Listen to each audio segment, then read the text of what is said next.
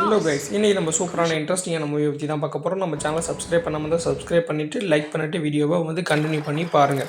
இங்கே வந்து பார்த்தீங்கன்னா இந்த சாக்லேட்டு தயாரிக்கிற முக்கியமான தேவைப்படுறது நட்ஸ்.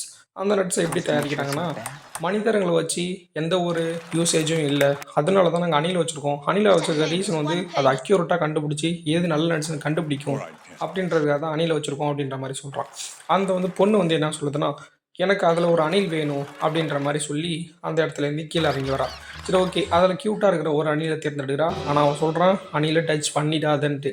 கடைசியில் என்ன பண்ணுறா, அணிலை டச் பண்ணதுனால என்ன ஆகுதுன்னா, அந்த எல்லா அணிலுமே சேர்ந்து அவளை அட்டாக் பண்ண ஆரம்பிக்குது. எப்படியோ டோரை திறக்கலான்னு பார்க்கணுப்பா, அவன் நிறையா சவி வச்சுருக்கான். ஸோ அந்த அணில் எல்லாமே சேர்ந்து அவளை கீழே படுக்க போட்டுருதுங்க. நட்ஸு நல்லதா கெட்டதான்ட்டு தட்டி பார்க்கறதுக்காக அந்த அணில் வந்து தட்டி பார்க்குது.